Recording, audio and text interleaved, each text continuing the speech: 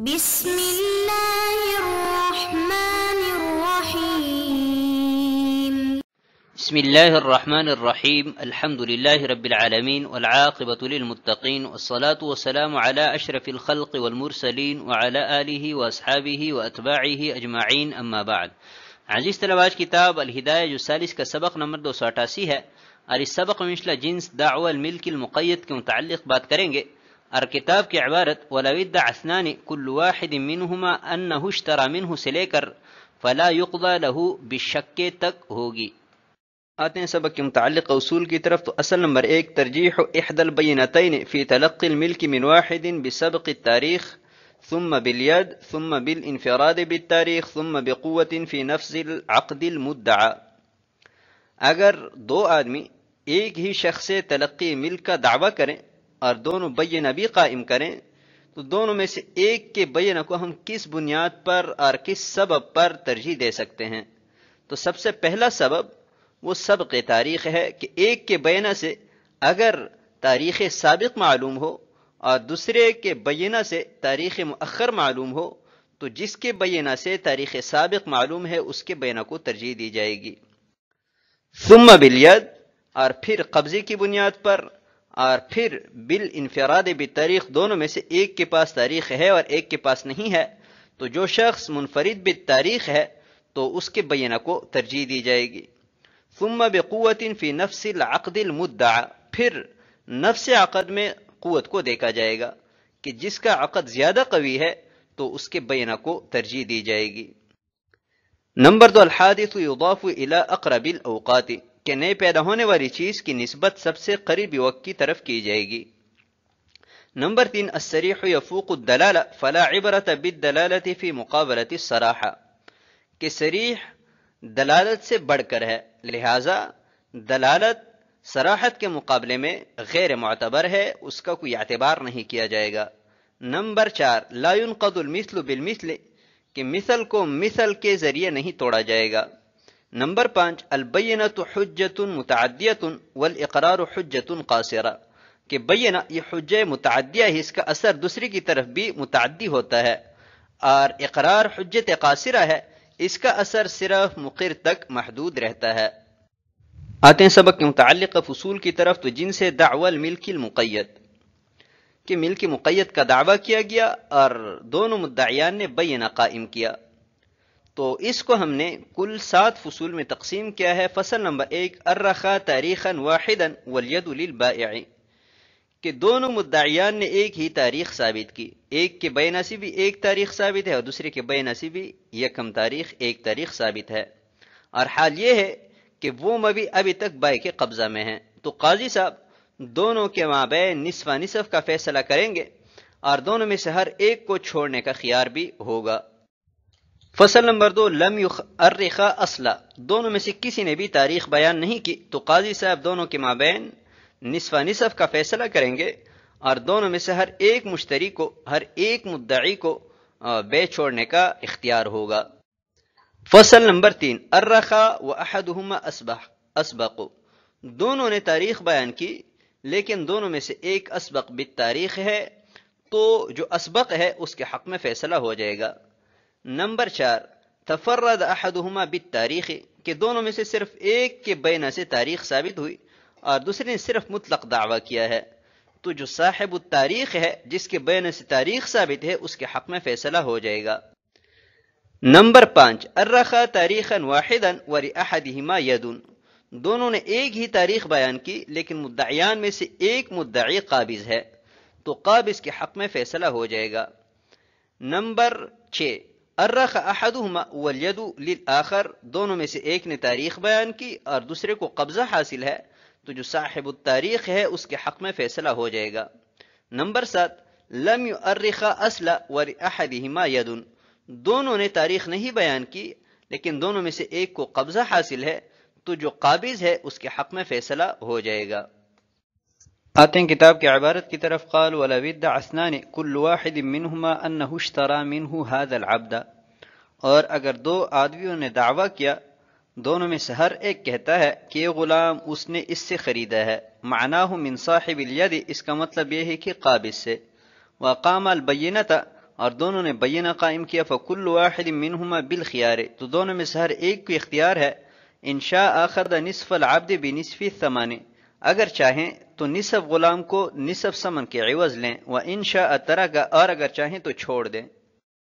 لأن القاضی یقضی به بینہما نصفین، اس لیے کہ قاضی ان دونوں کے مابین نصف نصف کا فیصلہ کرے گا، لاستوائہما فی البینتین، کیونکہ دونوں بینہ میں برابر ہے، فصار کالفضولیین اذا باع کل واحد منہما من رجل، پس یہ دونوں فضولی کی طرح ہوئے کہ جب دونوں میں سے ہر ایک کسی آدمی سے کوئی چیز فروخت کریں، وجاز المالک البیعین، اور مالک دونوں بیعات کی اجازت دے دیں، یخیر کل واحد منہما، دونوں میں سے ہر ایک کو اختیار دیا جائے گا، لأنہ تغیر علیہ شرط عقدہ، اس لیے کہ اس پر اس کے عقد کا شرط متغیر ہوا، فلعل رغبتہ فی تملک الکل فیردہ، کہ شاید اس کی رغبت کل کے مالک ہونے کی ہو، لہذا اسے رد کرے گا، وَيَأْخُذُ كُلَّ ثَمَنِ لَوْ أَرَادَ، اور کل ثمن واپس لے گا اگر چاہیں۔ قال وَلَوِ ادَّعَ الثَّانِ كُلُّ وَاحِدٍ مِّنْهُمَا أَنَّهُ اشْتَرَى مِنْهُ هَذَا الْعَبْدَ، متن کی اس عبارت میں ذکر کردہ مسئلہ یہ ہے کہ دو آدمیوں نے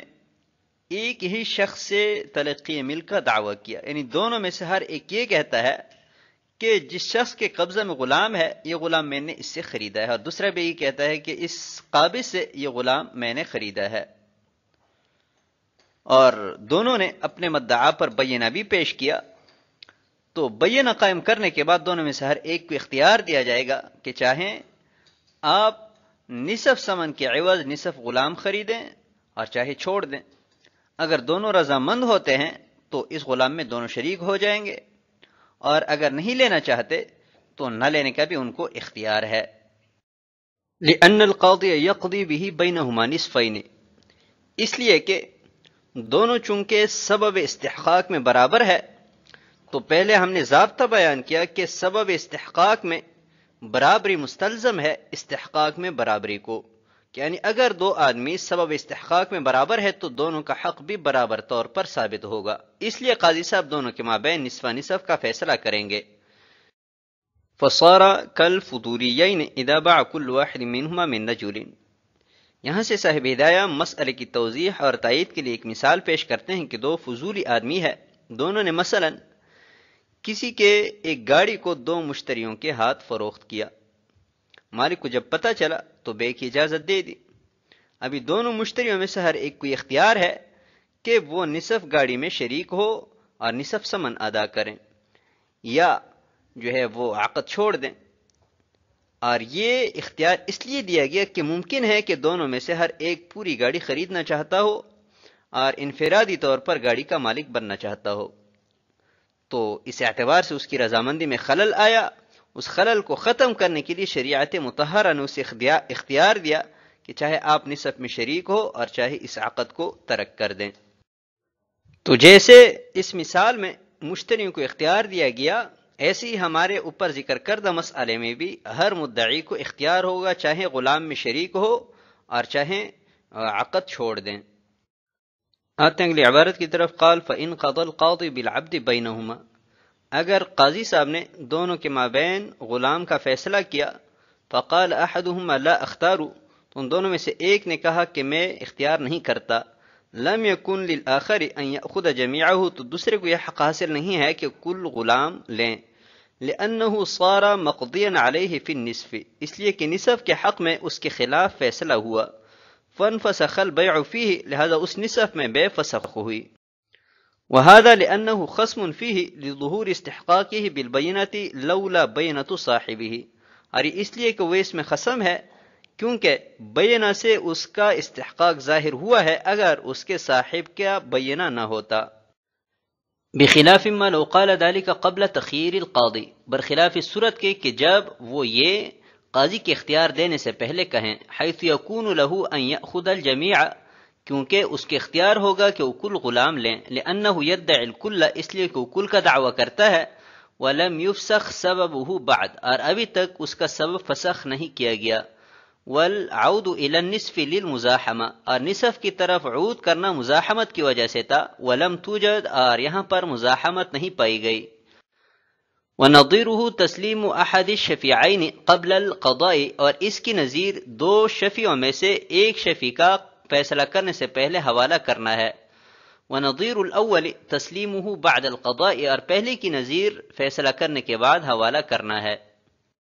قال فإن قضى القاضي بالعبد بينهما، اس عبارت میں ذکر کردہ مسئلہ یہ ہے کہ اس اختلافی صورت میں قاضی صاحب نے فیصلہ کیا کہ یہ غلام آپ دونوں کے مابین شریک ہوگا، تو اس فیصلے کے بعد دونوں میں سے ایک نے کہا کہ میں نصف نہیں لینا چاہتا، تبھی دوسرے کو پورا غلام لینے کا حق نہیں ہے۔ لأنه صار مقضيا عليه في النصف، یہاں سے صاحب ہدایت دلیل بیان فرما رہے ہیں کہ دونوں شریک اس غلام میں خصمین ہے، اس لیے کہ اگر دوسرے شریک کا بینہ نہ ہوتا تو پہلا شریک کل غلام کا مستحق ہوتا، لیکن دوسرے نے بینہ پیش کیا، اس لیے اس کے حق کے ساتھ دوسرے کا حق مزاحم ہوا۔ تو جب قاضی صاحب نے نصف نصف کا فیصلہ کیا تو نصف غلام کا اس کے حق میں فیصلہ ہوا اور نصف غلام میں اس کے خلاف فیصلہ ہوا ہے، تو جس نصف میں اس کے خلاف فیصلہ ہوا ہے تو دوبارہ اس نصف کا اس کے حق میں فیصلہ نہیں ہو سکتا، کیونکہ پہلے ہم نے ضابطہ بیان کیا ہے کہ جو شخص کسی حادثہ میں مقضی علیہ بن جائے، اس کے خلاف فیصلہ ہو جائے، تو اسی معاملہ میں اس کے حق میں فیصلہ نہیں ہو سکتا۔ بخلاف ما لو قال ذلك قبل تخییر القاضی، ہاں اگر قاضی کے اختیار دینے سے پہلے ایک شریک نے کہا کہ میں نصف غلام نہیں لینا چاہتا،